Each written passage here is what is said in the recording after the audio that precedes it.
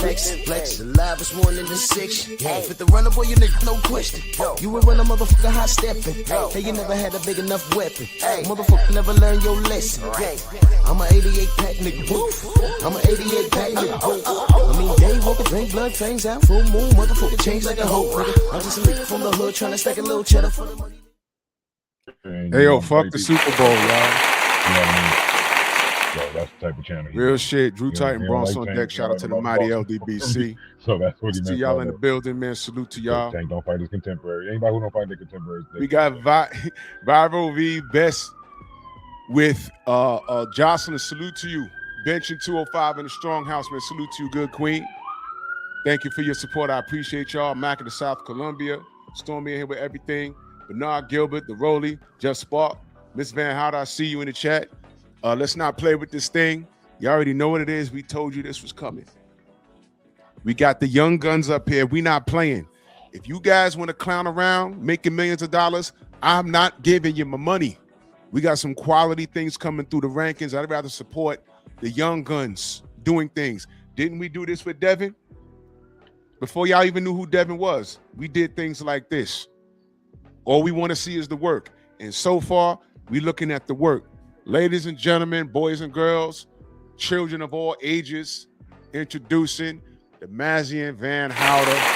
Clap it up for the young king and his dad in the building. How's everybody? So, salute to the chat.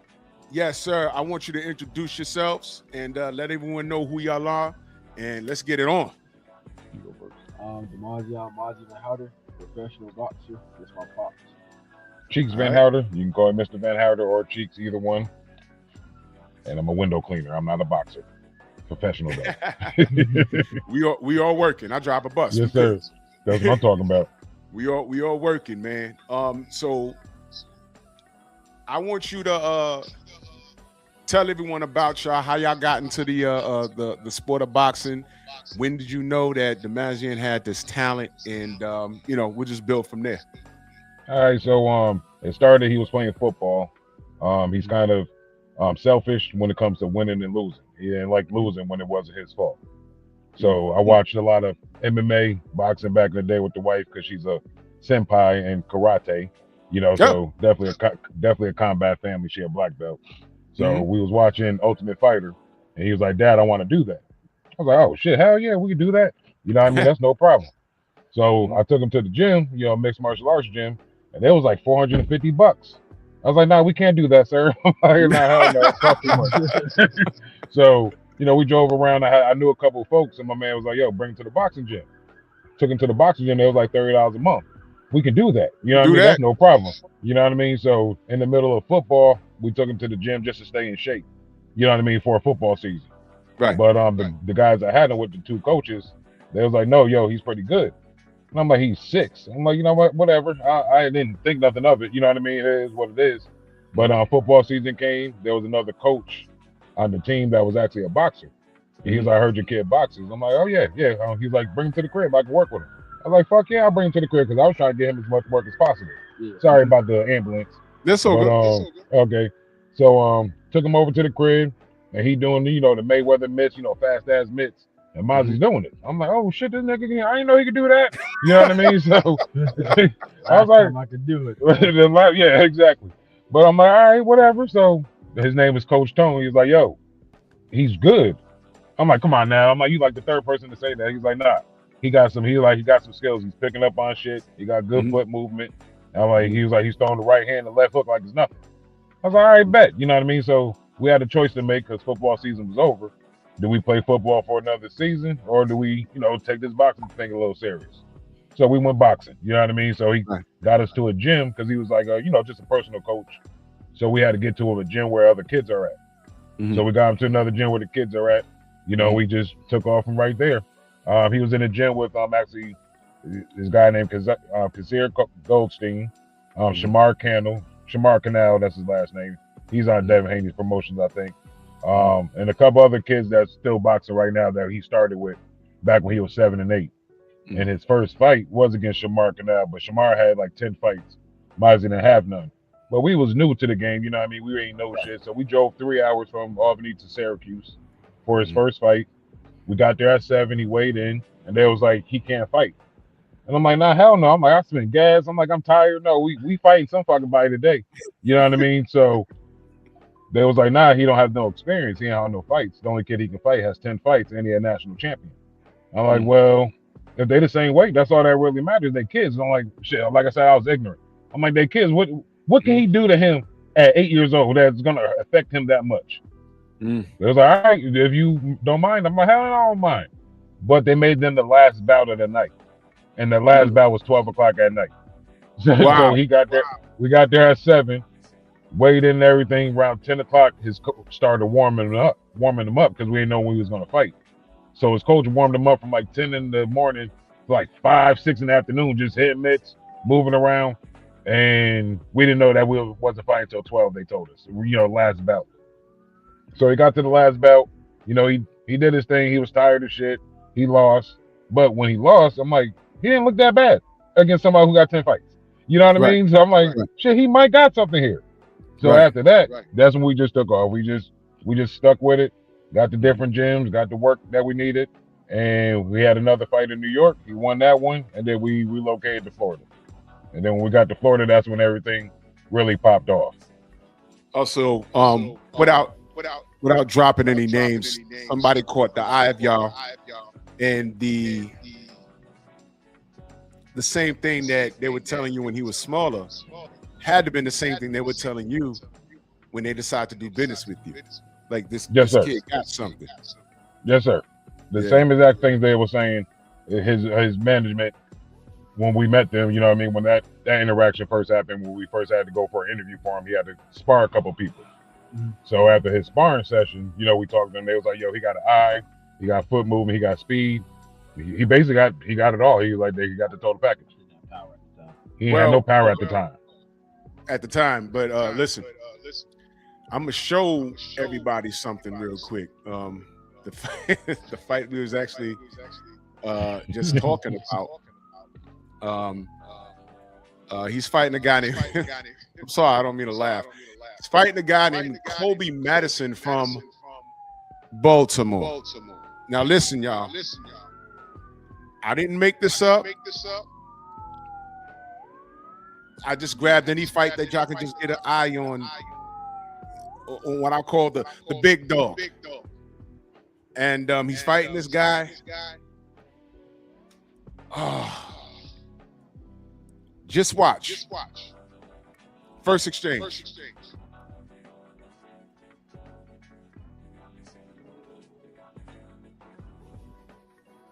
Boop. I mean, look, man. I'm not gonna play the whole thing. But the fight was pretty much target practice after that. The first jab knocked his foot from under him, and I said, "Oh shit!" Hey man, look at shout out to Baltimore, but look at it. look at Bing. What the fuck, bro? It was target practice. I noticed that Damazion didn't have. He was in there like he was the veteran. He was very calm. The defense was tight.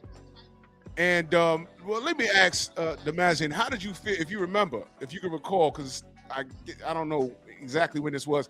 How did you feel going in? Because you know what, I didn't sense any jitters with you. You wasn't nervous. This is what you do. Just tell me how you felt doing that. How do you like getting in that ring? So that was my first true heavyweight fight. So I was a little nervous, but I also knew my skills and my game plan would work. So I wasn't showing I was nervous because I was just chilling.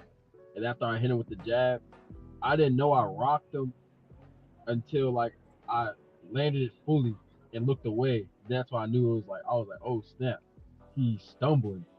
So it was oh, this easy. And it was just calm. It was target practice. It was target practice because when you get knocked off balance like that, I mean, I don't know anything about Mr. Madison's record, but at this level, you can't be getting knocked off balance with a jab like that. That was insanity like at his finest. I said, what the hell? And it was target practice. I liked your guard. You was defensively responsible. The punches were sharp. You defended your body very well. And the scary part is, how old are you? I'm 21 now. I was 20 then. Yeah, You're not done growing. That's insane, bro. Yeah. I don't think although you could drink legally, but Yeah, I don't think you have all of your man strength yet. But the Nope, skill you ain't set, got that. the skill set is there. I see it. Yeah. I see it. And you're on the right track.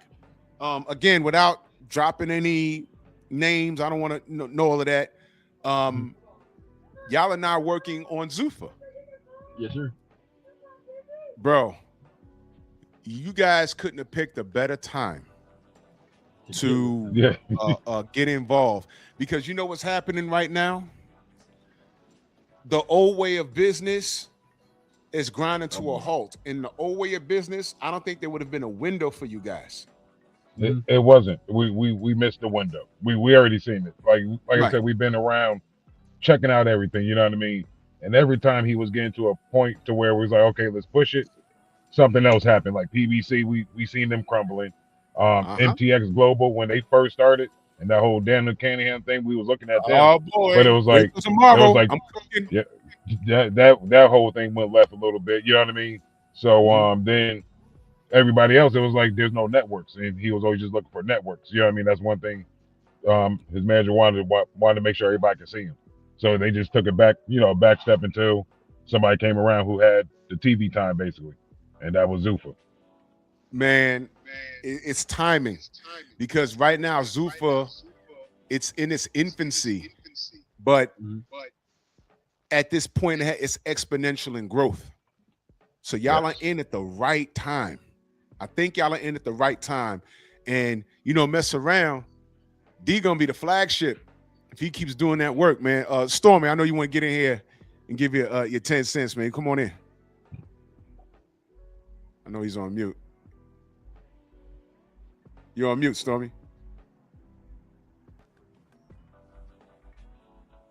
I know. There you go. Sorry about that. It takes a little time here. Listen, you guys, I saw Mozzie for the first time in his most recent fight, but I'm very impressed. And Drew can tell you guys that I don't, speak on talents unless, I see something. And guys that are hyped up and everything, I'll get in there and I'll dismiss that stuff right away. Like, there's a young man over there in the UK right now, same age. Oh, Moses. We know about Moses. Yeah, we want that smoke. And they singing his praises. Yes, but I'm going to tell you for a while. I see more in Mozzie than I see in Moses. And that's for real. That's not praising or glazing or anything. Sometimes it's just like college recruiters. They have to know what they're looking for the market. You know what I mean? And this young man, he's a lot of talent and ability. Appreciate that. Thank you, boss. Yeah, that's real talk, man. Because one thing I'll give the UK is they are what the American fight fans used to be in the 90s and in the 80s. With backing their fighters. Like that. Back everybody up there. We used to be like that. We're not like that anymore. I don't know. I think these fanatics today, they're like women. If you pop in and they like your hair and whatever, you got an excessive amount of tattoos, if you look like a street dude, or if they're from your town or whatever, these grown-ass men will like you. Yeah. Until the next person comes along and then you have a bad stretch and all of a sudden it's a problem. I call it the Ja Rule 50 Cent effect, if y'all remember what I'm talking about. Yes, I do. I could not turn on the damn radio without hearing a Ja Rule song or him featuring on somebody's song. And then 50 Cent seemingly came out of nowhere and dethroned him in one summer.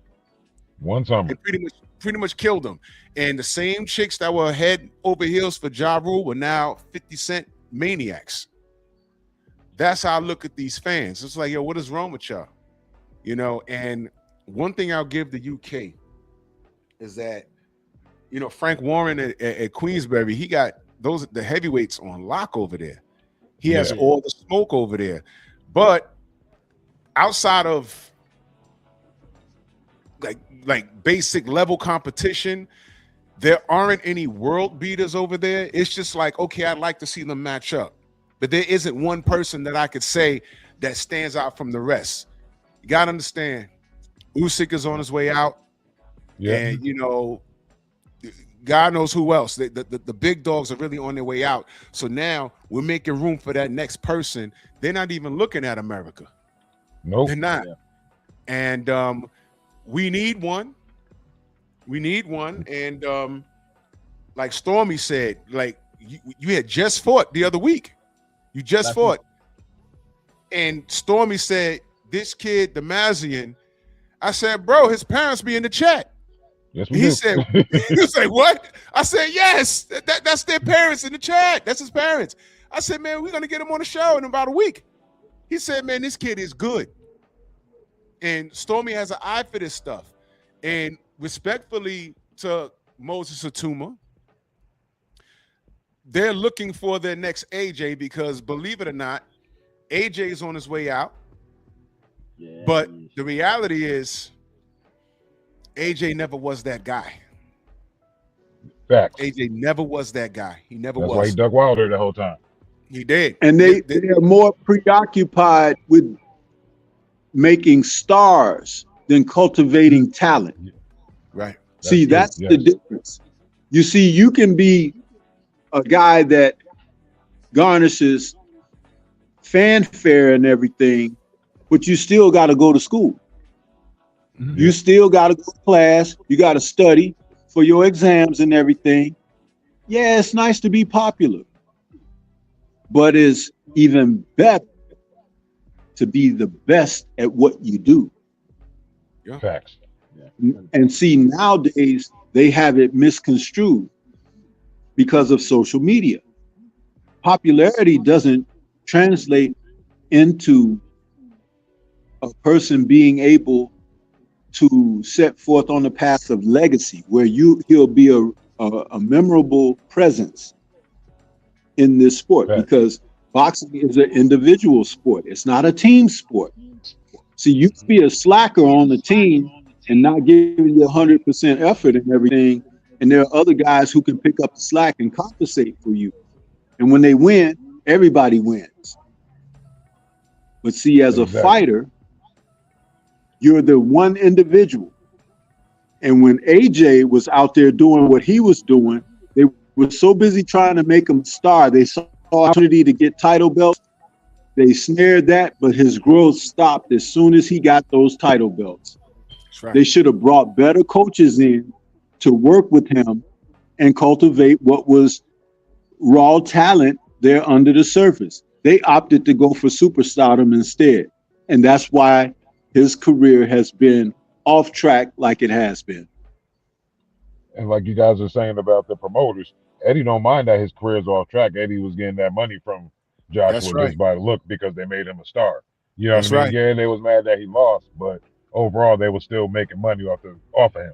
You know what I mean? So I definitely understand what you're saying on that, Stormy. Yeah, and they stunned his growth. The whole time they were building him as a star. What they should have been doing is educating him as a boxer, because he had a lot of flaws, and they relied on a smear campaign to keep him away from Wilder. I clearly remember that, you know, when we was talking about just making the fight, we was one fight away from an undisputed black heavyweight champion. We was one fight away from that, and we never got it. Because while we're talking about making the fight, they were talking about seat sales. I'm like, wait a minute, I'm not a part of that conversation. Yeah, I'm not a part. Yeah. Give me the fights, man. I'm willing to pay my money to watch. And at that time, I was supporting Anthony Joshua. I said, hey, man, y'all got that brother over here. We got our brother over here. May the best man win. Let's get it. And I've never seen that was the first time. Well, no, it wasn't the first time, because the first time was Manny Pacquiao and Floyd. That took 4 years to make, and I was annoyed with it. But I didn't think that I'd see it after that, because I thought the boxing supporters, I thought we learned a valuable lesson. Either we're going to get the fights or we're not. And when Eddie Hearn got a hold of everything, he threw it in the garbage, and he was buying tickets and reselling them, talking about AJ sells out the O2 Arena or Wembley faster than Michael Jackson. And I was like, that's not accurate. And then when they put the new restrictions on him, his very next fight was where? In my city, in New York. And what happened? Andy Ruiz. He got his ass kicked. And I said it, I shared this story a lot, but it bears repeating. AJ got his ass drugged when he came here. They drugged his ass. A buddy of mine, he passed during the pandemic. I went to work that day. I could have went to the fight for free, but I said, man, he gonna knock out this kid, whatever. Because if you remember, it was supposed to be Jarrell Miller, and that didn't work. It was a late switch over. It was a late switch. They brought in Andy. Andy had just won his fight. Well, no, I think that was after the Parker fight, and that was a little bit of a robbery. They brought him in, so he was already trained and hot. No, and, that Parker came before. He had fought that guy, the big Ukrainian dude. yeah, you're right. You're right. The Chinko guy. He was big, 6'6" guy, and Andy beat the crap out of that guy. You're right. You're right. But Top Rank still cut him loose. They cut him loose after that fight. They cut him loose, and Andy was about to leave boxing. He was about to leave, and they caught him while he was hot. They brought him in as a punching bag. My buddy, when I was at work, he was calling me off the hook. Then my other buddy called me. I answered the phone. I said, yo, I was at work, bro. He said, you ain't see what happened? I said, no. He said, AJ lost. I said, man, stop trolling me. He said, I swear to God. He said, Andy dropped him like 4 times. I said, you're kidding. So then I said, let me call you back. So I called my boy back. He said, bro, I called you hours ago about that. I said, well, how bad was it? Did he get hit on the temple, never get his legs back? He says, nah, I was calling you. I was down by this dude's locker room. He said, the motherfucker comes out the locker room with no sneakers on, sweating, looking like he about to cry. He said, who's the tall white guy with the hair? I said, he said, the James Bond looking dude. I said, that got to be Eddie Hearn. He said, he was on the phone talking about, I don't know what's wrong with him. So I said, well, what the fuck was that? Then there was rumors about him having a panic attack. No. If you go back and watch the fight, I don't remember which round it is, but when they put the mic over his corner, AJ's sitting there with his arms up talking about, why do I feel this way? They drugged him. They got his ass. Damn. They got his ass. His father was so pissed off that he went at Eddie in the ring, and AJ had to stop him and says, no, it's not them, it's me. Mm-hmm. They drugged that dude, bro. They drugged him. And that's where the race thing comes in. They want to let you know at any time we can get you. Deontay, we got him off that saddle just to let him know. AJ, you might be a GOAT down the line, but we're going to give you this loss to let you know at any time we can pull that fucking plug on you. And that's what that was about. And nobody thought he'd lose to Andy fucking Ruiz in New York underneath all those lights. And I watched that fight. Now, I laughed and I said, hey, man, this is good for him. But then when I went back and watched it again, I said, yo, they got AJ, bro. They got him. Yeah, he wasn't right. They got him. They got him. Stormy, I see you come off mute. You want to add to that? Yeah, they got his ass. I was like shocked. Whoever bet on Andy, like you said, they drugged him. Whoever bet on Andy, they made a lot of money that night. They made a lot of money. Crazy. Yeah, his odds was crazy. I want to say he was like plus 1,500 or something like that. Yeah, you made money that night. If you bet on Andy, you made money that night. This fight right here I have pulled up. This guy, his name was Dante Williams. Yep. Hey, bro, you beat the shit out of him. This is body. Right hand. Oof. Boom, boom, boom. Look at those hooks. Is that your favorite punch, the left hook? Anything on my left hand, honestly. Oh yeah? Just my left arm, my favorite thing to throw. Wow. So did you like are you a student of the game, or is this just something that you do naturally? Do you watch film, or do you just keep it in the gym? I watch film in the gym, everything. Like, I watch film, but it's like old fighters, never new. I always trying to like pick up certain things. Wow. It's not really new fighters. I don't really watch anybody new, honestly. I'll just watch who's big and like in big fights and stuff. That's what I watch, but usually just old fights and try to learn some stuff. You have a favorite old fighter you used to watch? Are you like watching? One that I watch now is Larry Holmes because his jab. That's him, and Riddick Bowe. That's what I've been watching lately because the jab. Yeah. I'm checking my jab better. Riddick, when he was on this game, he was a dog, man. But everyone knows Larry Holmes. I got a quick story about Larry Holmes. The last event, it was a couple of years ago. They had a big event, and one of the brothers from the Bronx was headlining. Mm-hmm. And I was in Madison Square Garden. It was in the theater. And I look over my shoulder, and I'm like, oh, shit, that's Larry Holmes, who's with his wife. Now, Larry Holmes is my dad's favorite fighter. Mm-hmm. So he's walking, and he's super friendly, shaking hands. And I say, hey, man, my dad, you're my dad's favorite fighter. And he said, is he still with us? I said, oh, yeah, he's alive. He said, well, call him. I was like, oh, shit. So I called my father on the phone. My father was sleeping. He walks up. He said, hey, hello. I said, Dad, wake up. Dad, wake up. He said, yeah, well, what's the problem? I said, I'm talking with Larry Holmes right now. Larry takes the phone. He says, hey, young man, how you doing? And he's talking with him. You know, and we walked about 20 feet. He said, yeah, man, you know, I'm about to go inside, man. I just want to say hello, man. Your son's over here, and we out here working, man. And he gave me back the phone, and it just happened so fast. And I said, Dad, you there? He says, yeah. Was that Larry Holmes? I was like, yeah. I'm telling you, that was Larry Holmes. He said, oh, shit. Oh, okay. He said, because you know I was asleep, right? I said, yeah. I said, all right, man, go back to sleep. I'll talk to you tomorrow. Next day, he calls me. He says, was I dreaming? Did you call me last night and put me on the phone with Larry Holmes? I said, yes, that really happened. He was talking to the Eastern Assassin. I swear to God. He was like, oh, man. And I got video. And I never uploaded it, but I got video and I showed him. I said, I swear to God, you was on the phone with Larry Holmes. That was wild, man. But Larry, if you go back and watch Larry Holmes, man,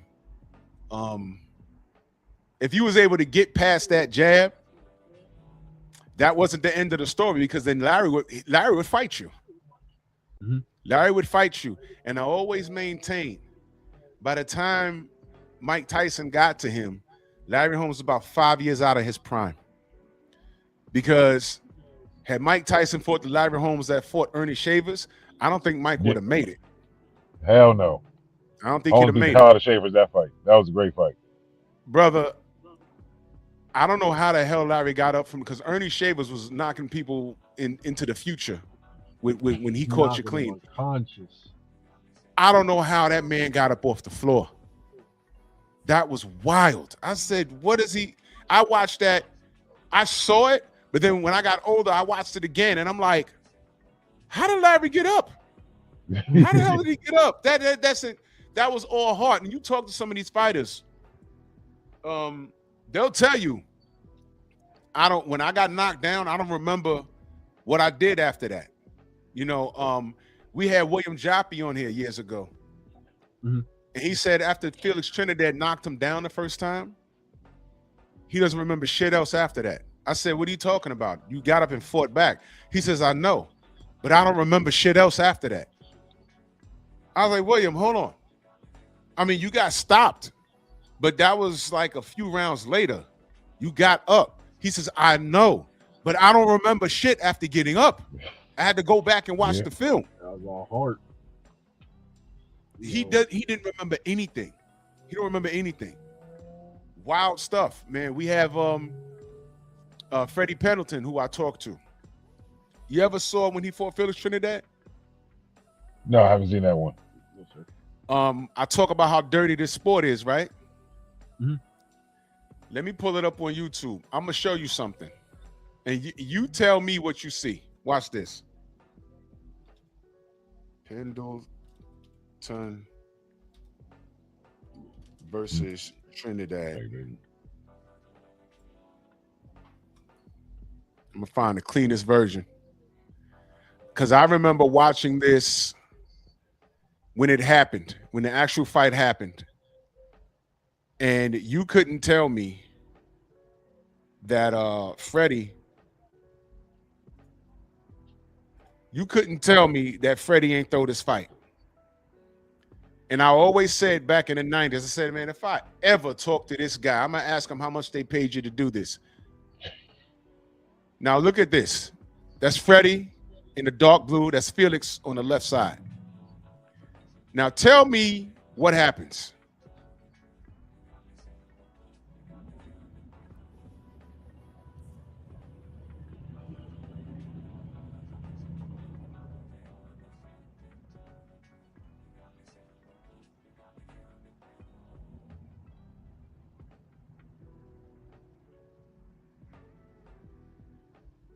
You look a little Keep tender watching. right now.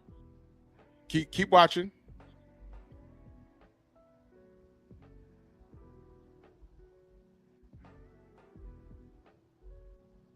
Keep watching.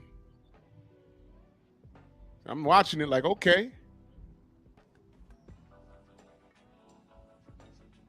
He's slipping. Nothing's landing.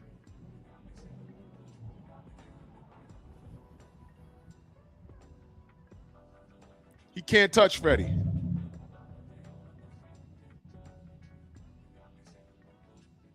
Nothing. Yeah, he ain't letting nothing clean yet.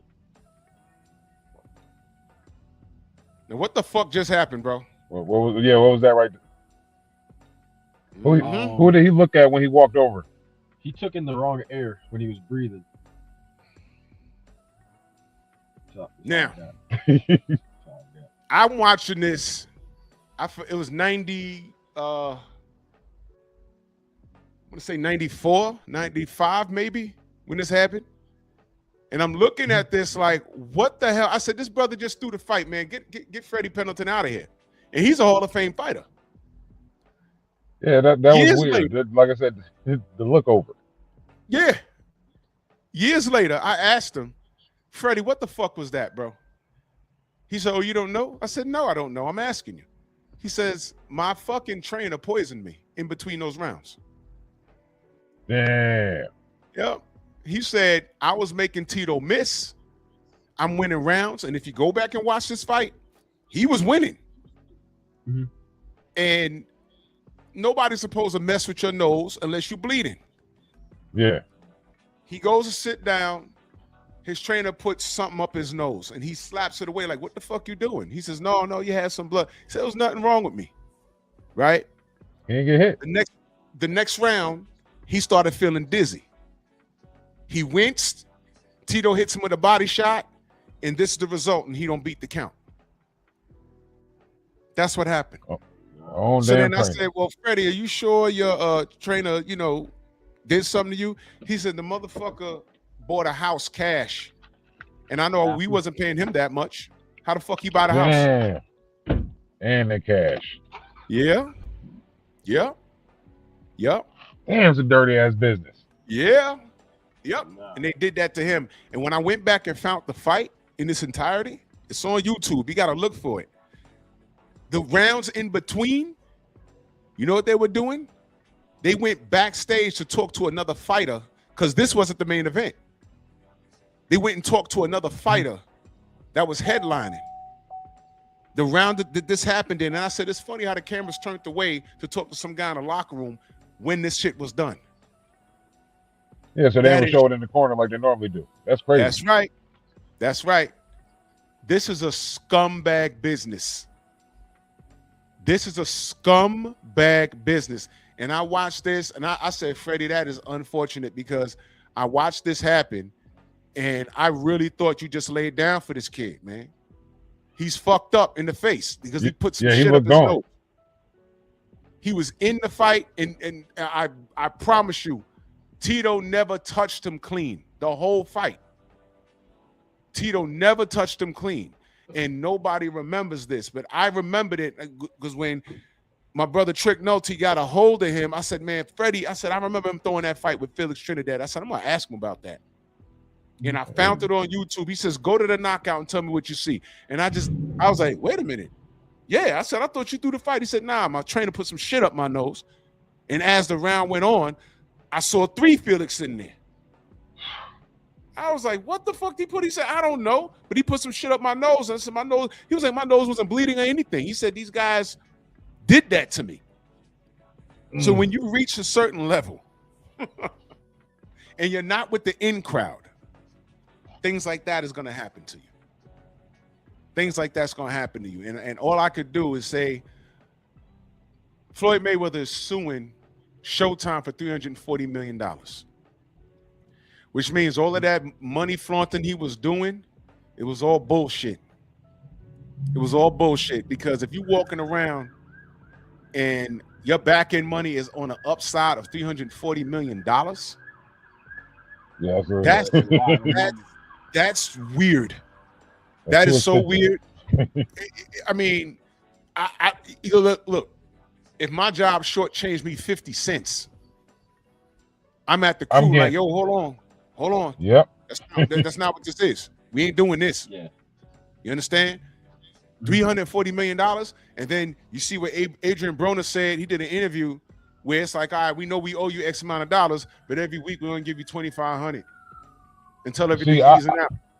I heard it was like, he said 400 in one interview. I don't know if that's the same interview. It went all the way down. It was 25. Okay, yeah. He was like, he was giving $400 a week or something like that. $400 a month. Going into the direct deposit, he got to move his money around because Uncle Sam wants his money first. But you got to pay your bills. So these guys ain't been paying their taxes because they can't afford to. These guys mismanage their money. Now Floyd talking about, in the meantime, he wants to run it back with Pacquiao and then get back in the rankings. He's going to get killed. He's almost 50 years old, bro. I don't care how good you look. No, Father Time's undefeated. There's a lot. I feel good, but I promise you, I am not the same guy I was when I was 21. I promise you. Exactly. That's just, that's just what it is. So that's what I'm saying. You guys are coming in at the right time. Because right now with Zuffa and Turkey Al-Sheikh or whatever, they're coming in the game with real money. And all you got to do right now is earn your spot. Keep winning. If you win, you're going to be rewarded. At the same time, you guys got to monitor your surroundings. Because you may or may not know, we talk about it all the time. Deontay Wilder, if you look at his camp from 6 years ago and look at the camp now, there's a lot of faces you don't see anymore. Yeah. A lot of faces. And Mark Breland, and you won't know the names, but there's a lot of guys that I have met and they're just not there anymore because they were all a part of that shit. So keep your camp light and tight. Well, it's a good thing about our camp. We got around 6 people, as coach, strength and conditioning, cut man, management, him, myself, and my wife. Our circle's so small, sometimes me and my wife laid out the circle. You know what I mean? That's how tight knit we keep it.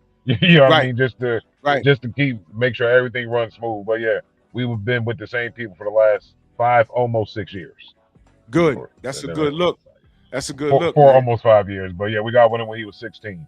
So, and we've been rocking with them ever since. Man, that's brilliant, man. Even Bill Haney could tell you, the shit that they've gone through. I mean, some of the shit is not for the airwaves. Some of the shit I know about, but it's not for me to tell, but you got to monitor your surroundings because these people are snakes. And this is, when I tell you this is the most scumbaggiest business, and I can't believe that I still love this damn game. But I'm on the outside watching it. But when I talk to fighters that are just like you guys, you're just getting your feet wet. Yeah, you're gonna be at that level soon. You're gonna have to start watching, Who's that guy? Why is he Everything. bringing me this Gatorade? Who is that guy? Who is that guy bringing me? Where'd you get this food from? You understand? Mm-hmm. Bring your own, bro. Bring your own goddamn. When you go to a city, go to your Walmart and make your own, prep your own stuff. Get your own grocery. Don't order no room service. Don't do none of that because somebody's trying to offset you. Trust no one. The 6 you got, that's it. Don't let people buddy up to you and start, hey man, just hanging around. Nah, fuck that. You don't know what's genuine. Let time reveal that truth. Yeah. Because at this level, oh my God, bro. Oh my God. What they did to Deontay, oh my God, man. And it all came back to me. Deontay just had that situation in the UK with Simon Jordan. I'ma cook that fool tomorrow. Oh, that damn interview. I'm cooking that fool tomorrow. This thing with Daniel Kinahan, people have short-term memories. And this is the racial aspect of it. Simon Jordan says, I'm not a Kinahan guy, and I don't want these guys around boxing, and I'm not a Fury guy. But he didn't cheat Deontay. How? Yeah. How? So everything is illegal when it comes to those guys, but he didn't cheat Deontay. And this is a known cheater with a gangster. And by the way, his fat, stinking white ass can't come to America because of his association with Deontay. And I want to know, has Simon Jordan ever, spoken about that? And fat ass Rolly Martin. Not Rolly Martin. I said Rolly Martin. I'm sorry. Roland. Is it Roland Martin? Jason Shitcock. Not Rolly Martin. Yeah, there you go. Jason Whitlock. He's just a grifter. He don't know shit about boxing. And he's a fat. I'm trying to watch my mouth nowadays. That N-word is a fat piece of ash. That's what he is. That's what he is. And I told everyone to send him me getting on him. And I will debate him on his show. I don't want to talk about nothing else but the sport of boxing. And I will drag him. And if he goes anywhere else other than boxing, if he tries to question my integrity as a black man, I'll question his integrity as a black heterosexual man. He does not want to go there. Don't tell me, Christian, that what I'm supposed to be doing as a black man, I'm already doing it. But what are you doing telling me what to do when you're not married yourself? You haven't procreated yourself. And you walking in the righteous steps of Christ. Meanwhile, you on gay websites. He don't want to go nowhere else but boxing with me. He might want to leave that shit alone. I want that smoke.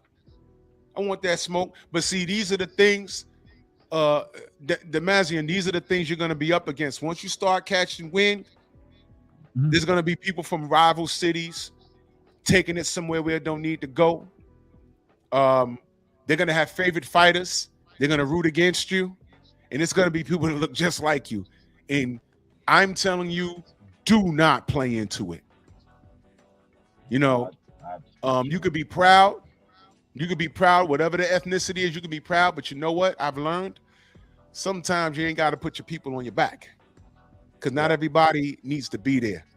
We told Deontay that you love your people to a fault. And he had to learn some hard lessons on his own as he moved forward. It's called failing forward. And he got to a place where he says, I said, what the fuck am I doing this for? You know what you're doing it for? Your daughter. You're doing it for us, the people that respect you and fucks with you. That's who you're doing it for. I'd rather have 150 real people in my chat than 1,000 people in my chat just rooting for me because it's the thing to do. You know why? Because I know they're whores. And they'll disappear once I hit a rough spot. You understand? Yep. We never abandon fighters that we support. We have a direct line.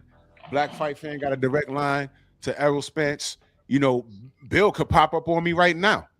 You know what I'm saying? Deontay's on the show. We don't abandon ship. When that thing happened between Devin Haney and Ryan Garcia, I flew out to St. Martin that morning.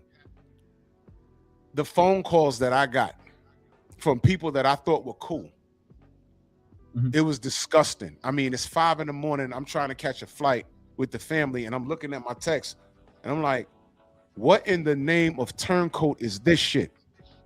It was bad.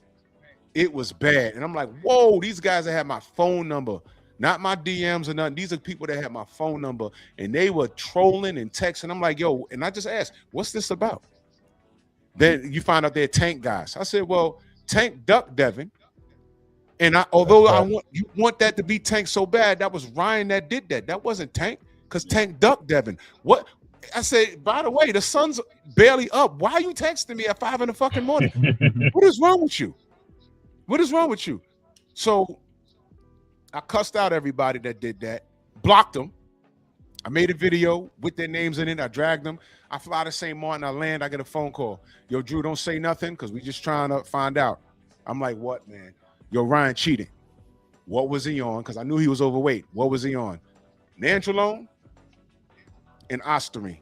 And I think there was something else. I said, well, look, I don't want to go through this because I know what comes with it. I hoped that VADA was wrong. I hoped that the New York State Athletic Commission was wrong, because I know what comes with it. And I said, look, I know what's going to happen. They're going to say we're race baiting, and Ryan just lost, and Devin just lost. And once it's proven that he's a cheater, they're going to start saying how the drugs didn't matter because Devin fought the wrong fight. No, you can't dismiss he came in overweight. You can't dismiss that he had a banned substance in his system. And then when all of that came to fruition, it played out just how I said it. What I didn't see was him revealing himself to be a racist. I didn't see that coming. And what hurt so bad, what I had these niggas still riding with Ryan. That broke me. That broke me, man, because you knuckle draggers can't get on code for 2 fucking seconds. And then it dawned on me, what did I tell D? You got to let these people go. I love my black people. Yeah. But I think niggas should be hanging from a tree by their neck. And that's just it. So I said all that to say this. Learn the difference between the two if you don't already know it, because it's going to happen to you. It's going to happen. Every nigga in prison ain't Nelson Mandela. Some motherfuckers need to be there. And I'm just very blunt out here. I'm just very blunt. These YouTube channels, do your own research. But you might hear us say a name or two, and there's a reason why we don't deal with certain people. You're going to be in a position where you're going to go on a win streak. You're going to catch their eye. They're going to be reaching out to you. All I can tell you is do your research. I'm not gonna tell y'all where to go. Just do your research. Me and didn't mean to cut you off. Me and Mom got a hit list of people that we already did our research on. You know what I mean? So overall for Mozzie, he's just a fighter. But me and Mom definitely takes care of that side piece of know who to talk to, who to chat with, and who to push forward with. You know what I mean? Because there's some snakes out here, and there's some people that don't need him on their platform. It's just that simple. Real shit. Because these people are snakes in the grass. I don't care how big their channel is. I don't care how small it is. You got to be careful, because some of these people ain't for you. Now, once we see that you're putting in the work, we support the work. Win or lose, we support the work. And you caught Sensei's eyes, and you popped up in the chat, and I said, let me see what the young man's doing. And I'm like, man, you already fighting like you a veteran right now. You know what I'm saying? And you never stop growing as a competitor. You know what I'm saying? So I'm sure, Mozzie, your parents is going to tell you, all right, there's going to be a breakout fight, but you're going to be making a good piece of change. You're going to be higher in the rankings. Leave them damn girls alone, man. Leave those girls alone. Leave girls alone, bro. Tell them. Leave the girls alone. Yeah, I got something to add. Yes. And forgive me, guys. I'm here the whole time, but sometimes I got to mute my background because I'm working. But I just want to say to Mozzie, check this out. I heard you say, at least I think I heard you say that you do watch film, right? That you do check out people, fighters. I'm going to tell you something about that. As far as heavyweights, did I hear you mention Larry Holmes? Yes. Yes, sir. Yeah, that's very good. Because when you're watching heavyweights that have the ability to dictate the tempo of a fight, control distance, and things of that nature, it's very important to know which ones that you can take something from. Do not focus on the ones who had specific gifts and everything. Like, let's just talk about Muhammad Ali for a second. Ali was born with an athleticism and a gift for certain speed and reflective reactions that is not the normal trait in fighters. So he shouldn't be on the table. But I do have a throwback suggestion for you. And this is someone you can study for a long time because there's a lot of film on him. Pay attention to Joe Louis. Joe Louis. Pay attention to Joe Louis because there's a reason that he was heavyweight champion for 12 years. Did you hear what I said? 12. Yeah. 12 years. Over a decade. And there were men on the other side of him, you know, that competed that were tremendous fighters. And I mean, you're talking about guys like Jersey Joe, and you had other guys, excuse me, that were Ezra Charles, but Joe had a technical proficiency, and he threw short shots, and he had a shotgun jab. But when he got within a certain range, he could take a guy out with a 6-inch punch. Mm-hmm. See, that's a lost art. And it is an art and it is a craft. It's not being taught a lot right now. In fact, it hasn't been taught because some of those old school trainers like that, they're no longer around. And even the disciples where they pass things on, some of them have left some of the tradition, behind. And that's unfortunate because when you think about those men, think about how legendary they were, the Sugar Ray Robinsons and the Joe Lewises and the Archie Moores. They were so good that they lasted not only beyond their careers, but into other generations because of their technical proficiency. Footwork is everything. You shouldn't be doing those Van Damme spreading of the legs. Your feet shouldn't spread farther than the width of your shoulders. And the reason that is because you can get out of the range of a shot quickly and more easier and smoothly. You can shuffle into the range of a shot the same. And as you learn to properly throw with your shots from the pivot of your foot up to your waist, up to your elbow, to your wrist, to the end of your fist, where the final snap is, turning into those shots. And it requires very little motion. The economy of motion is what's most effective about that. So like I said, my suggestion, check out Joe Louis. And I'm not telling you to fight like him. I'm saying that because when you see his success and what he was able to do to his opponents. And then there's one other thing, and this is very important. Always keep in your mind when being offensive, combinations in fights, not one big shot. Mm-hmm. The big shots can take more out of you, wasting your stamina and exasperating you, as opposed to when you let your hands go. Because see, you can throw a series of fast shots and mix, say like you threw a 6-punch combination. 2 of them should be really got some meat on them. But the other ones is to move the guy in the position for you to do something to him. You see what I'm saying? And that's something important. And when I watched your fight, your last fight, I saw your hand speed. And that's what I was really excited to see, because I'm like, man, this kid, I like what I'm seeing. And that was just my first time seeing him.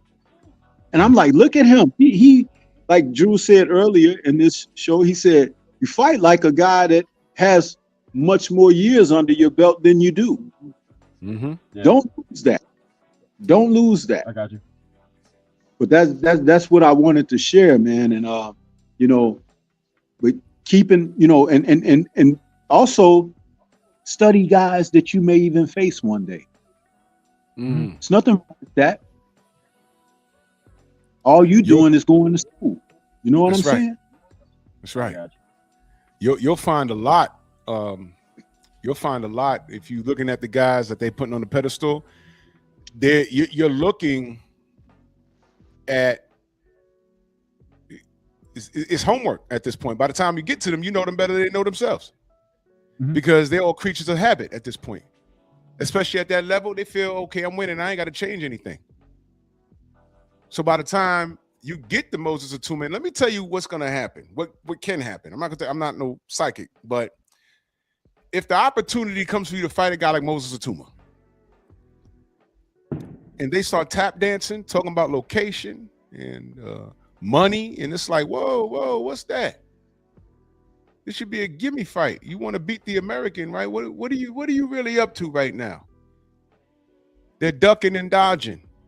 And this is no shade to Moses, but if I'm going to pick a guy out that bunch in the UK, it's not Moses. He's marketable. I get it. He's a handsome lad with the good hair. I get it.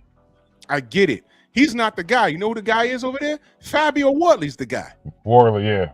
Wortley's the guy. That guy dangerous. Yeah. But Moses Atuma's not that guy.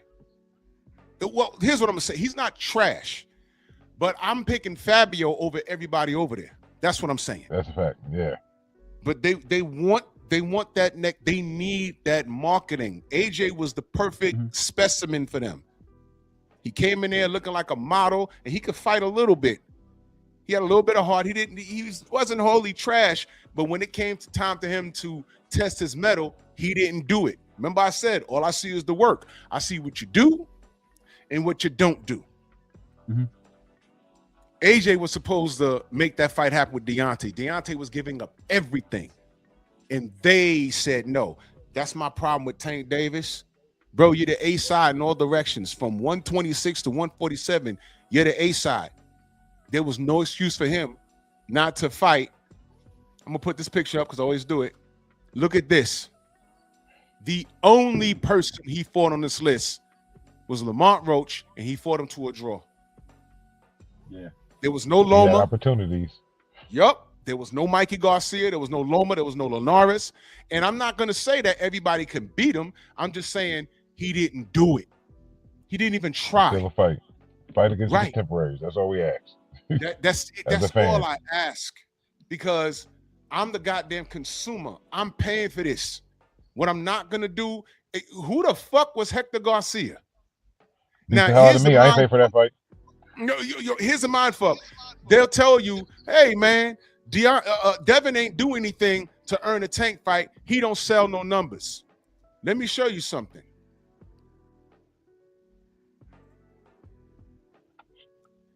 None of these fighters had pay-per-view buys prior to fighting Tank.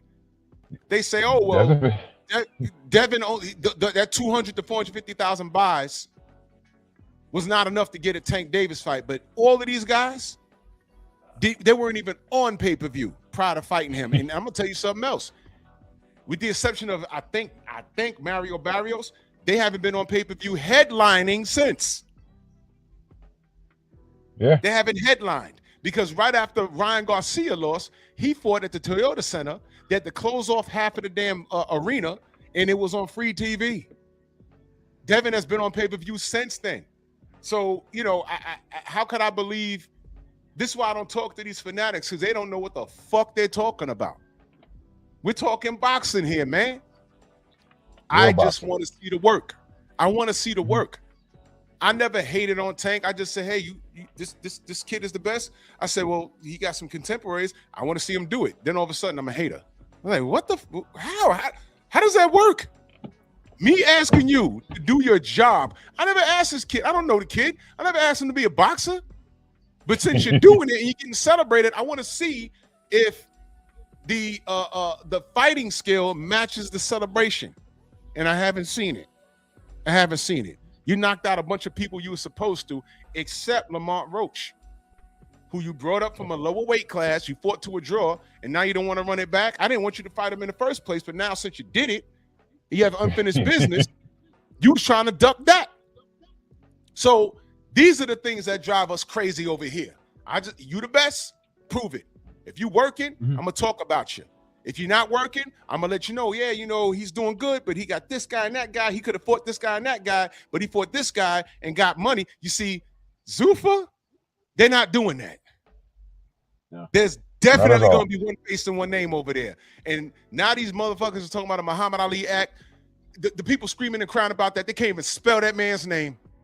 He wasn't worried about that. They didn't know what the Muhammad Ali before. Nothing. Nobody worried about it before. Because people, hit me up, why is he over there? I'm like, he's over there because he can fight.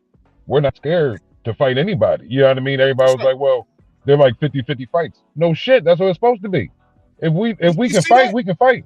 Yeah, point blank serious. So like I said, a lot of people hit us up like, oh, you shouldn't have signed, you should have took a different route. You can still make his name up by fighting these little shows. No. I know he good.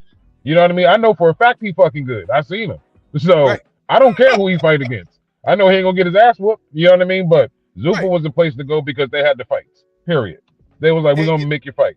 Like I said, you guys got in at the perfect time because the old way of doing things is on its way out. And now you're looking, PBC owes people money. They can't, from what it's looking like, they can't sue Al Heyman because of his title. And I'm gonna drop the bomb probably on Tuesday. It's in writing. You can't, because of his title as advisor, you can't really sue him. And they signed with those conditions. I'm gonna read it to you on Tuesday. I'm gonna read it. And Top Rank has no, like you said, they have no network. I think they're fighting on Tubi now. Tubi, yeah, they was on Tubi. We watched Xander on Tubi. Right. So Top Rank done. PBC's done. All right. What's Matchroom doing? Oh, I'm sorry. They're working with Turkey Al Sheikh. And Queensbury's doing the same thing. So you guys are in the right place. And well, I mean, what the hell? Carlos, and I don't like talking about Carlos Tata Boldemir because he's a PDF file. If you know, you know. But when he won his belt, he had to give it up because he couldn't afford to keep it because of the sanctioning fees. Exactly.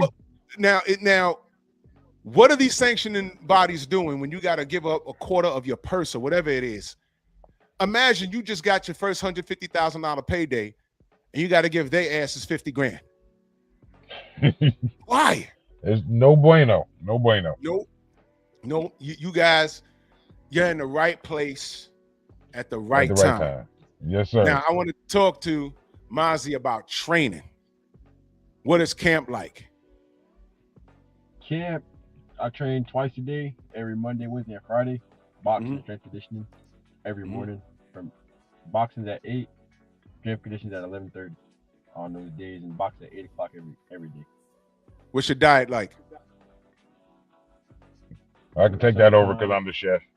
Okay. Basically, rice and meat. You know what I mean? Whatever his strength and conditioning coach lets him know, that's what I make him. But whatever he does on the side, that's on him. Chipotle, snacks, I don't know about that. I know what I make him to take to the gym. It's a very good diet. You know what I mean? To weight gaining meals. So what's the caloric intake around like for a daily? He gets 3 cups of rice, 32 ounces of meat, which is on the steak, no vegetables, and he does that. I do 3 meals of that, and then he does whatever he does in the middle of that. But I make sure he has his workout meal and his dinner, and he does anything in between. So you say about 2,500 to 3,000 because he's working out. He's going to burn a lot of that off. Yeah, it's probably a little more. He's still growing, So we Right. started at, he started pro at 150. You know what I Right. mean? So this is all Wow. natural weight that, all natural weight that he's been gaining. So he Wow. burned, he has a real high metabolism. Like his Yeah. first heavyweight fight, he was only 204. And the last one he weighed in, he was on 217. So he's still growing, but he ain't putting no weight on him. But yeah, he Right. burns that shit off real quick. Oh boy, man, I miss those days. You just burn shit off. I can't do it now, man. You know, I keep my caloric intake between 2,000 and maybe 22, because I'm 50 years old now. You know what I mean? When my knee, I just had some knee surgery. But I jog a mile a day. Haven't done it since my knee was messed up, but it's coming back. And I jump rope for 3 rounds. Jump some rope. I love jumping rope. You like jumping rope? No. Nah, you don't. You don't like jumping rope? No. When I come to Florida, we got to jump some rope, bro. I can do it. I'll jump rope. You don't like it? I like it. I just don't like it, but I'll do it for sure. Yo, listen. I remember I thought I was in such a zone, right? And I don't know, I messed up and I hit myself so hard. All my ancestors spoke to me. Yeah. And I had this red line across my back. I dropped to my knees. I was like, oh! I was like, what? The whole gym stopped. I was like, yo, you all right? I was like, no. And it's Hey, that's I admire that honesty there, Mozzie, because I'm gonna tell you something. You shouldn't like it. You shouldn't like it. No. Listen, I'm gonna make it make sense for you. You shouldn't like it. You know why? Because you're not doing what you want to do. You're doing what you have to do and what you need to do. Yep. And when you prioritize things in that manner, it keeps you level-headed, huh? And it don't lose that either, because you got people out here and they'll talk foolish. Oh, I love training and this and that. No, because if you're doing it the proper way, that means that you're denying yourself things that you may love and places you may want to be, and all of that is called sacrifice. Mm-hmm.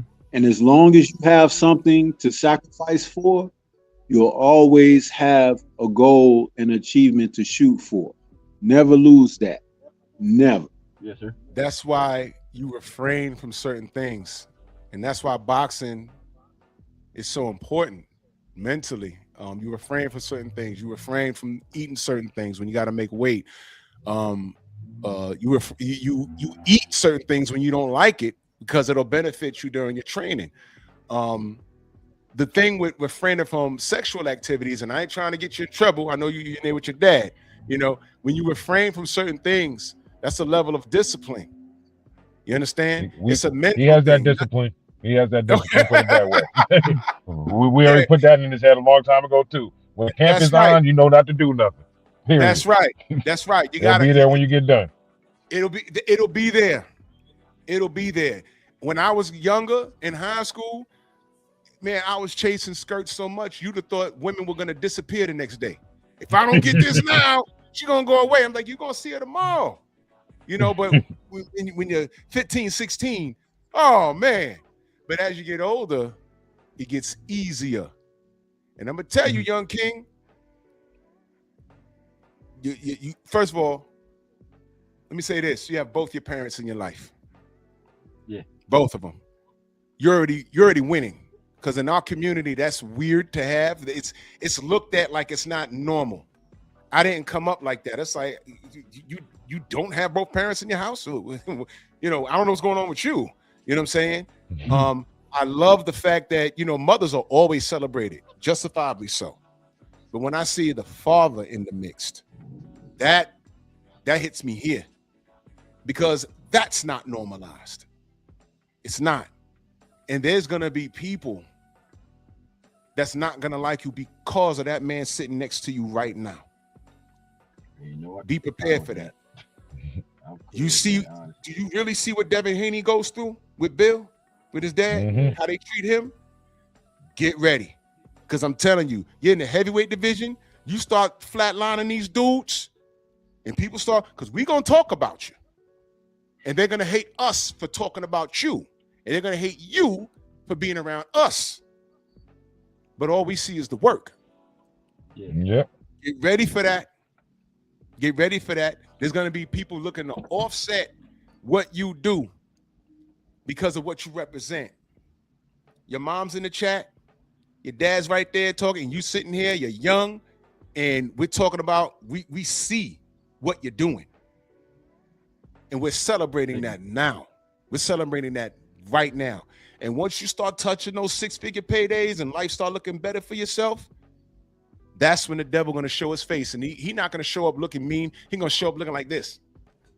Hey, I want to help you. Hey, I'm going to come down to your gym and I'm going to, nah, nigga, I don't know who the fuck you are. And they're going to look like you. And they're going to talk like you. And those are niggas that are going to poison your goddamn water. Yep. Deontay had to learn that. He didn't know. His problem, not problem, but the issue with him was people mistook his kindness for weakness and they took advantage of him. You know what I'm saying? Bill could have called off the fight with Ryan Garcia when he missed weight. And he could have fought the kid on the undercard that got the win. I think his name was Barrosa. He got the win, but I was there. He lost to that Irish kid. I watched it. I said, nah, he ain't win that. But they made a business decision and they learned from it. It's called failing forward. But you already got the one up because you got both your parents in your life. I want to take a moment to shout out Cheyenne in the Cash App. Heavy salute to you. I appreciate you with the cat logo. That's what's up. Cat avatar. Yeah, man. This is great stuff, man, and we're here to support. You know what I'm saying? One thing real quick. Go ahead. Oh, sorry about that. One thing real quick. You made a statement about both parents in his life. That's what we think that slowed him down from getting out there by a lot of people. You know what I mean? Because he didn't have that sad backstory. Like we used to always joke, tell them I'm in jail. You know what I mean? Tell your mom, because he's the oldest of 5.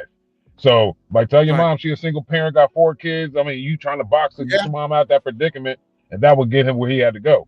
You know what I mean? But no, I was always there. So, you know what I mean? Yeah, and I got a loud voice. So, this is how backwards we are as a community. Yeah, exactly. That shit crazy. It's weird. They celebrate a guy like I keep going back to Tank because he's the standard to negativity. And for the life of me, I'm like, how are they celebrating this kid? He's messing up out loud. And he's not even who people think he is, because his OGs were the gangsters and they kept him out the street, but they didn't raise him to be a man. Tell them what Paulie said about Devin, what he finally ended up admitting about Devin. He didn't Paulie Malignaggi. Paulie Malignaggi didn't like the fact that Devin has a father in his life. I mean, think about that. Not that Paulie's used to being around black guys in the industry that has a sad story, single parent household, drugs, guns, from the hood. And what do they say about Devin all the time? Oh, you a schoolboy. You grew up nice. You had a Mercedes in high school. So the fuck what? He's in there kicking everyone's ass. Right now, I can drive up I-95 about 30 miles to Connecticut. And there's some nerdy white boys with books in their hand and they looking all frail. They will kick your ass, because if you look real carefully, they got cauliflower ears. They into this MMA shit all day. These ain't the white kids that I came up with that was scared of black people. You look at them and say, boo, they go running. You say, boo, they be like, oh, they scream back at you because they want to smoke. They want to try that key lock that they've been practicing in the gym the other day. They want to fuck you up. And you can outweigh them by 150 pounds. They want all the smoke. This ain't the 70s no more. These kids, so I'm telling you, it don't matter where you came up with, where you came out. Man, gone are the days where, and that's what HBO used to do. When they talked about a black fighter, you heard the funk music, boom, boom, boom, boom. Yep, exactly. Always, that shit pissed me off. It was bad. And then they show some ghetto, and then they make the fighter walk down the street with his hands in his pockets. I'm like, this nigga like the beginning of a black exploitation film. You know what I mean? Yes. Like, or they're in some tight ass house and he got 30 brothers and sisters. And daddy on one bed. You got one bed and two couches. And y'all shared pair of pants. You know, it's like, man, when does that stop being our story? You understand? And it's never, it wasn't us, the majority. You had to fight to get out the hood. How about, yo, I just tried it and I'm good at it, and here I am. What happened to that? That's where What he at. happened to that, man? Get the fuck, man. This is wild. It's disgusting. And Paulie told himself when he said that shit. I said, man, wow, you can't stand that you came across a proper black person with a proper upbringing, with his dad in his life, and he's great at what he does. And he's overshadowing your Sicilian ass because he's not Italian, he's Sicilian. Yeah, he's Sicilian, yep. Because every time I saw him in public, he wore his fitted to the side, he had cornrows. He from Bensonhurst, Brooklyn. Bensonhurst, of all places. Talking crazy. If you know, you know. So he's jealous. He's jealous. But hey, Mozzie, look, man, when I come down to Florida, I'm sorry, man. We're gonna have to jump some rope, bro. So I'm just gonna show you what you're gonna be dealing with, man. We gotta jump some rope. We got me and you, bro. I'm just get ready, study some tape. All right, we're gonna jump some rope. Nothing crazy. And I had a cold this day. All right, so just we're gonna jump some rope. Nothing crazy. Nothing crazy. So we're gonna get some cardio in. Hopefully my goddamn knee better. Just nothing crazy, man. We're just gonna be up in there, just turning some rope. Gonna hit the bag and some stuff. I'm not sparring. You're not knocking me out. I haven't seen Mozzie jump rope like that since he was like 12. Actually, I'll give you a weight. Since he was like 130. That's when he moved that much jumping rope. Mozzie, you 6'2", right? 6'5". 6'5". You 6'5"? Yeah. Yeah, the boxer just my pro debut height. Oh, whoa! Because I'm only. Oh yeah. Damn. Yeah, I'm 6'4". Yeah. I'm 6'4". Yep, and my other son, my other son's 6'6". What? Yep. Oh man, this is great stuff. Yeah. His little brother's taller than him. Oh man, he likes sports. Nope. Nah, he's a gamer. Damn. Gamer on a full-time job. My nephew is 18 and he's 6'1", and he's not done growing. We was walking through the park, and I was just talking to him, and we just walked past like the basketball rim, and he just for no reason jumped up with two hands and grabbed it, and I stopped and looked at him. Bigger than mine, and I said, "Yo, my man, you don't like?" He says, "Nah, you know, he's in the computers and shit." And I'm looking at him. I'm like, man, he got the cuts, man. If he just ate a little more and worked out with me, he'd get bulky. But he just, you know, it's so he could palm a basketball. What is going on, bro? I mean, I could dunk. I need a running start though. He just jumped up and grabbed it with two hands. Oh, it's just so frustrating. You kids, man. You guys are just bigger, man. But damn, man, you 6'5"? Yeah. Wow, man. Wow, man. Moses Atuma is the same height, if I'm not mistaken, right? No, he's 6'3". He's 6'3". Whoa, what? Yeah, it's 6'4". Yeah, maybe 6'4", but it says 6'3" a couple times. So a lot of people always comparing them too, and they always look at Mozzie's box rec for his height. They really don't realize. Like we tried to tell, no, this motherfucker's 6'5". He's been growing. He grew like 6 inches in 3 years. Like no lie. That'll do it. Yo, I think the heavyweight division is food for you, bro. I think it's food, man. I'm dead serious, man. You know, if you was British, you'd be on. I'm telling you, Frank Warren, he'd have you in a dungeon somewhere. He wouldn't want you talking to anybody because as soon as somebody falls, he'll insert you in the card. You know what I mean? And right now, Frank Warren, Queensberry, they got all those heavyweights. And those some big brothers, but skill set wise, they're not crispy. If you get what I'm saying, they're not crispy. Oh yeah. You're boxing like I said. I told Stormy, I said this kid's boxing like you've been doing it. Like you've been doing it for 30 fights by now. And it reminds me of the 1994 Houston Rockets. You know what I remember about that team? Sam Cassell and Robert Ory was rookies, bro. Rookies, yep, they was rookies. And they played like they've been in the league 10 years, bro. They played like they've been in the league 10 years. They were killing the Knicks. And Cats was like, yo, who these dudes? They were rookies, bro. Legitimate threats. Those guys was rookies. And they won the chip. Yeah. They won the chip 2 years in a row, 94, 95. That's just what it is. So when I watch you, I'm like, man, it might be one of those situations. You know, Michael Jordan didn't want to play basketball. He wanted to play baseball. But he, you know, he was a savant when it came to ball. And the fact that you're comfortable in there, and you said you was nervous, but your training didn't abandon you. You did it. Yeah. You did what came second nature. You ever been buzzed in sparring or in a fight yet? Sparring, yeah. Fight. No. Okay, that's very important because it teaches you what to do. I mean, I've heard some stupid shit in the gym. There was a trainer, but he was retarded. He liked getting his fighters buzzed just to see what they can do. But I'm like, yo, you can fucking hurt somebody like that. He was a dick anyway. I wouldn't recommend it. You want to see that? Have him spin around in circles. They don't got to get punched. Yes, exactly. This dude want to see, no, I want to see what happens when you get hit. You got to get hit. I'm like, man, I'm going to hit myself up out of here, man. Fuck you. You ain't doing that. You know, the 80s was the Wild Wild West, man. Oh, y'all know Mitch Green? Mitch Blood Green? No, sir. The guy that had the street fight with Mike Tyson? Oh, I heard about it. I didn't know that was his name. Mitch Blood Green was a menace inside the ring and out. He's 6'5". He had a long jerry curl. He was a black spade out here in the Bronx. He was a gang member, and he wanted that Mike Tyson smoke. And Mike didn't knock him out either. Well, in the street when they fought, he slept him, but in the boxing ring he didn't.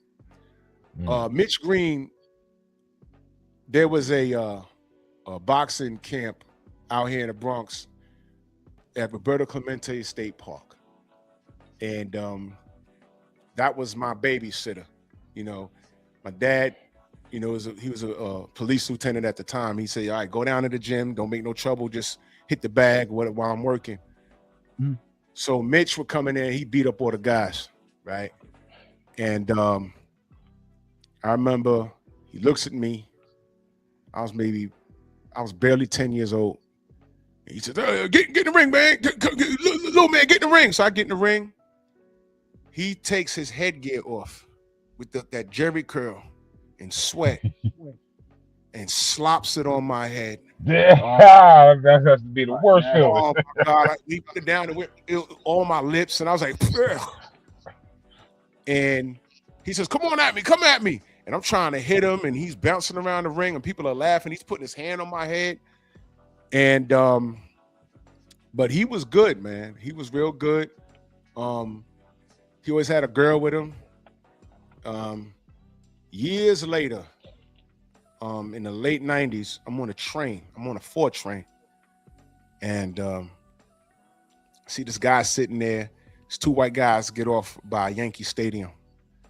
And he looked, and I'm looking at them, and the guys look. They're like, yo, that's Mitch Green. And I look, I said, oh, shit. And he had a bad drug problem. So my stop came up, and I hit him on the shoulder. I was like, blood, blood, blood. He walked up and looked at me, and I just told him, I said, yo, thanks for everything, blood. He said, huh? I said, yo, Roberto Clemente, 1984. And I know he didn't recognize me. He just looked, he said, oh, I remember Clemente, yeah. And I dapped it up, left him on the train, whatever. But he was dusted out. I think since then, you know, he got into the church, and I think he, you know, found Jesus, and I think he's like a pastor or something like that. But yeah, that's my little story about that. He could have, if he kept at it and was able to keep the street shit away, even after the Tyson loss, Mike Tyson was knocking everybody out. And James Tillis stopped the KO streak, and Mitch Green, I can't remember if it was after Tillis It was definitely after Tillis. I don't know if it was the next fight after Tillis, but Mike didn't knock him out either. If he was able to stay focused, he probably could have made some waves back in the 80s, man. But I guess the lesson in that is, man, always remain focused and listen to your parents, brother. Listen to your parents. Listen to your parents, man. It should be second nature. Listen to them. They ain't gonna steer you wrong. If there's something you need, I am now a phone call away. You know what I mean? You text me if you want, as you progress, I could, create a meeting of the minds, probably get you on the phone with Bill Haney, get you on the phone with Deontay, you know what I'm saying? Yeah. And, we have a direct line to these people, if they could offer any kind of advice, you know what I mean? But that's what community is to us. Cause you might 7 fights from now, you might say, hey, I don't want to do this shit no more. We still here, brother. We still here. We still here. But I ain't gonna hold y'all, man. Thank you guys for thank you for having us. Man. Yeah, man. And whatever you need, man, whatever you're doing next, let us know. We're also super cool with the Donaires. They're in Asia right now because Nonito got a fight coming up. Elijah Pierce. Nonito called one of his fights. He was at my fight in December. He was a commentator in Orlando at the WBA convention. Oh wait, Orlando over the summer? Nah, December. December, yeah. Wait a minute. Oh, December, because there was a tournament in Orlando, but it was more in the summer, and I was there. He was commenting. The summer I fought in Orlando. MVP. Okay. The one before that, he was some tournament in Orlando. Yeah, he's always down there. I drove over and I was hanging with them. They always down here. Like I said, they called his last card in December too. So he should know his name. Put it that way. Yeah, I'm gonna text him in a minute. Me and Nonito got the same birthday. Look at that. Him and Ali got the same birthday. Usyk. You and who? Ali and Usyk got the same birthday. Oh wow! This might be your calling. Yeah. Calling. I don't know. You could jump the line. Maybe you can catch Usyk on the way out. You could jump the line. Jump the line, man. I didn't know you were 6'5", man. Yeah. Goodness, man. You a problem, bro. You about to be a whole problem out here, man. I like it, man. So, yo, man, Black Martial Arts Society. What part of, because Black Martial Arts Society is down in Florida too. Y'all in where again? Sarasota. I trained in St. Petersburg. Oh, by St. Petersburg. Yeah. Because he trained in St. Pete. Oh man, this is dope, man. This is dope. So when I know I'm coming down there, I will call y'all ahead of time because I'm gonna be down there. I will be down there at least a week. We're gonna make it happen. Absolutely, man. Well, man, blessings to you guys. Thank you so much. Appreciate you for having us. Yeah. Can't wait till the next time. That's right. Just, whenever you guys need, man, just holler. Just holler. Yeah. And you and guys make sure you check out my Tuesday tussle. Yes. Make sure you check out Stormy's Tuesday tussle. Oh, most definitely. We definitely will. Absolutely, man. Love you guys, man. I'll talk to you guys soon. Till next time.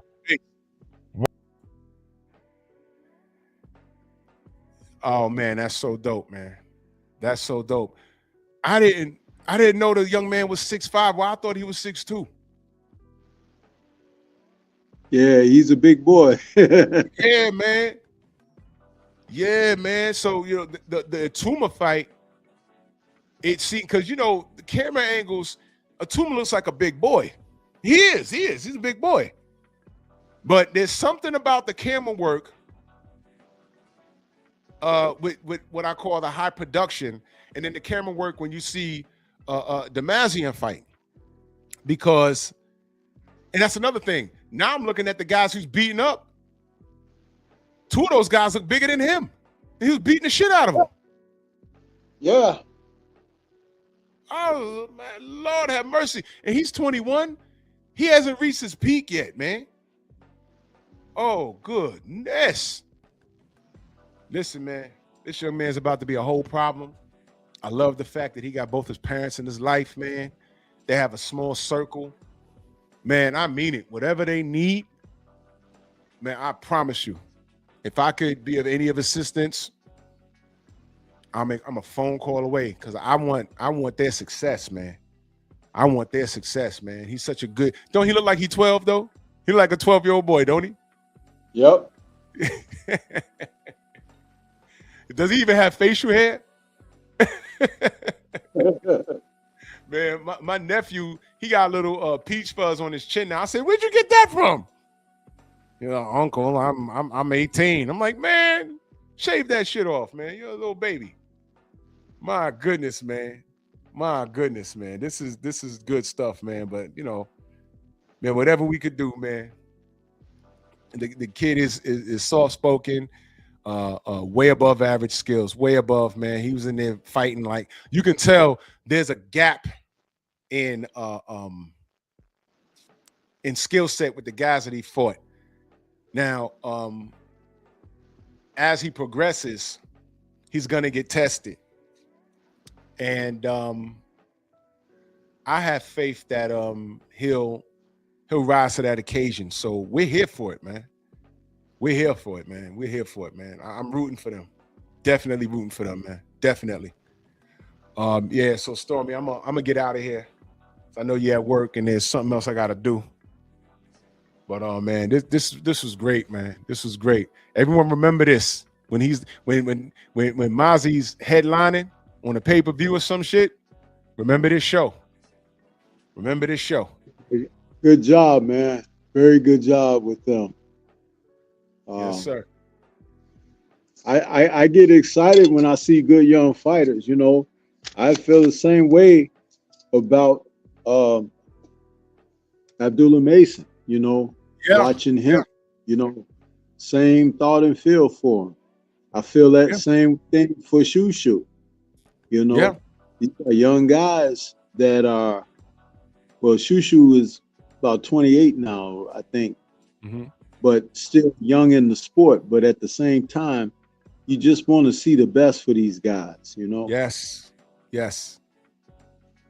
We salute these guys, man. We salute these guys, man. Man, salute to y'all, man. Thank y'all for rocking with us. Y'all make sure y'all share the video. Man, and Damazion Vanhouter, man. Y'all make sure y'all remember the name. Y'all write it down. And this ain't gonna be the last time you see him here. And let's do what we do. All we do is support. You gotta remember, Devin Haney got his start on YouTube. A lot of y'all that are just Johnny come latelys, y'all don't know that. He made his name on YouTube. Bill, Black Fight Fan, in 78. You know what I mean? Made their name on YouTube. This is where it happened. And we got the word out and we helped them. They saw value in us and we definitely see value in him. And look at the brother now. Look at the brother now, you know? So this was great, man. This was great. This was great, man. So I'm going to run, bro. Stormy, I'm going to talk to you. And yes, sir. All right, good brother. Have a safe tour. And salute to everybody that rocked with us this evening. Y'all make sure y'all go follow Mozzie Vanhouter on all social media and support the young king. Support his pops. The parents is in the chat, man. And this is what community is about, man. This is a very heartwarming show for me because this is all I want. This is all I want, man. This is what community. We are the Lions Den boxing community. We're not a gang. We're not a set. We're a community. Take that, haters. Bronx on deck. Move! Why are you gay? Who says I'm gay? You are gay.